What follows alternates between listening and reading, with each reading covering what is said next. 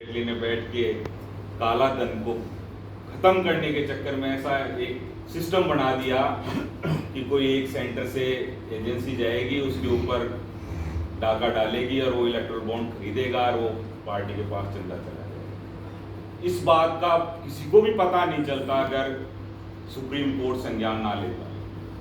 आप देख लीजिए, ऐसी ऐसी कंपनियां हैं जिनका 10-10, 20-20 करोड़ का मुनाफा है, वो 1500 करोड़ रुपए का चंदा दे रही। ऐसा क्या बीजेपी की जो केंद्र में बीजेपी की सरकार है वो ऐसा क्या काम कर रही है, जबकि वो 10 साल से तो राज में है। हर एमपी को, प्रधानमंत्री को सारी चीजों की सुख सुविधा रहती हैं, चुनाव में जाने की भी होती हैं, और ऊपर से इतना चंदा भी मिल रहा है। और किसी दूसरी छोटी सी पार्टी को कोई कंपनी वाला चंदा दे देता है तो वहां पे भी ईडी चली जाती है कि तूने उसको इतना पैसा कैसे दे दिया। ये एक पार्टियों की स्थिति है। और इसी चीज को अगर अपन अपने दैनिक जीवन के अंदर देखें तो आज कुछ दिन पहले थोड़े बहुत शायद मेरे हिसाब से डीजल पेट्रोल पे पैसे कम किए, वो भी चुनाव को देखते हुए। ये महंगाई जो हिंदुस्तान के अंदर इस वक्त है वो ऐसी महंगाई है कि आम आदमी ना तो आगे जा सकता है और ना बर्बाद हो सकता है। उसको ऐसे बीच में लटका रखा है तराजू के अंदर कि जो लटका हुआ आदमी होता है वो ना तो विरोध कर सकता है और ना ढंग से जिंदा रह सकता है। इंडिया अलायंस जो बनी है, जिसके अंदर सभी पार्टियां आई, उन सब ने एक ये चीज सोची तय किया कि जिस हिसाब से देश चल रहा है उस हिसाब से जो हमको फंडामेंटल्स राइट दिए हुए हैं कॉन्स्टिट्यूशन के अंदर, संविधान के अंदर, जिसके अंदर बोलने की अभिव्यक्ति है, चाहे प्रेस की अभिव्यक्ति है, काम कहीं आने जाने की अभिव्यक्ति है, उन सब के ऊपर एक तरीके से पर्दा डाला जा रहा है।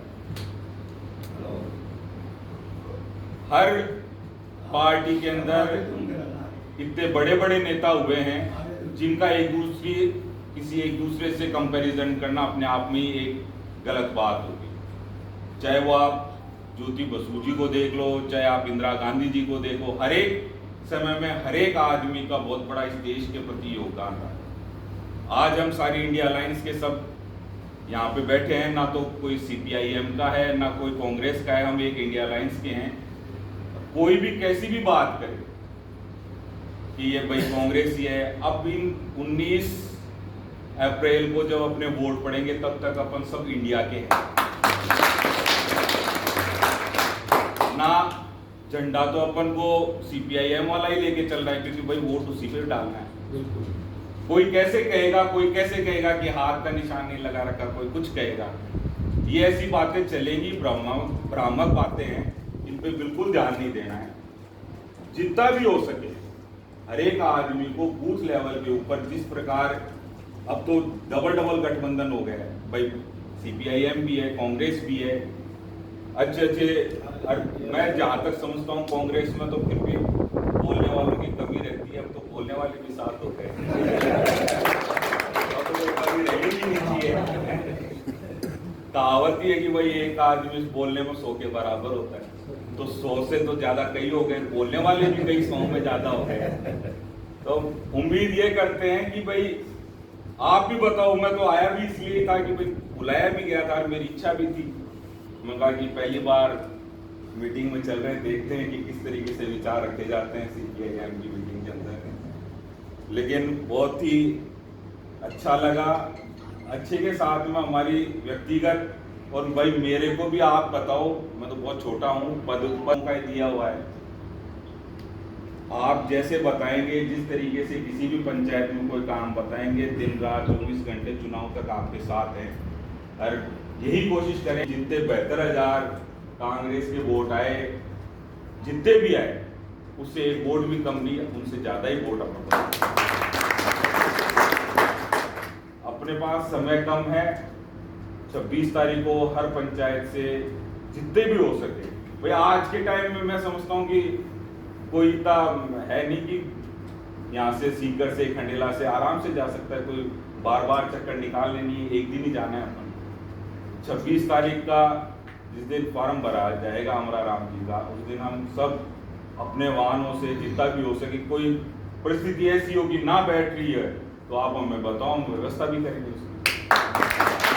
लेकिन हम समझते हैं कि सब सक्षम है इस चीज के अंदर, फिर भी कोई स्थिति बैठती है तो आप बताओ और अधिक से अधिक संख्या में जाना, क्योंकि संख्या के साथ में 27 तारीख को फिर खंडेला के अंदर अपने ऑफिस के अंदर वहाँ पे मीटिंग रखी जाएगी, वहाँ पे भी सबको आना है। समय बहुत कम है इस चुनाव के अंदर और एरिया बहुत लंबा है।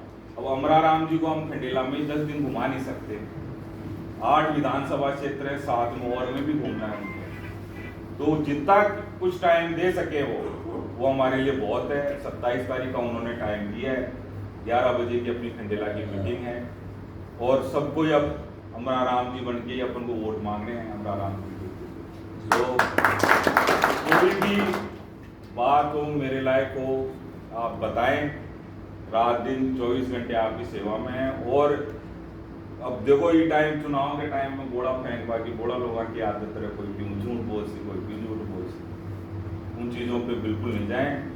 और मैं आपको विश्वास दिलाता हूँ, मैं क्या हम अपनी पार्टी की तरफ से, मेरे आदमियों की तरफ से, सबकी तरफ से विश्वास दिलाता हूँ कि ऐसी कोई भी अगर बात कुछ उल्टी सुल्टी करे तो आप बताना, ऐसा बिल्कुल 2 अगलो काम तो कभी जिंदगी में करिए बना,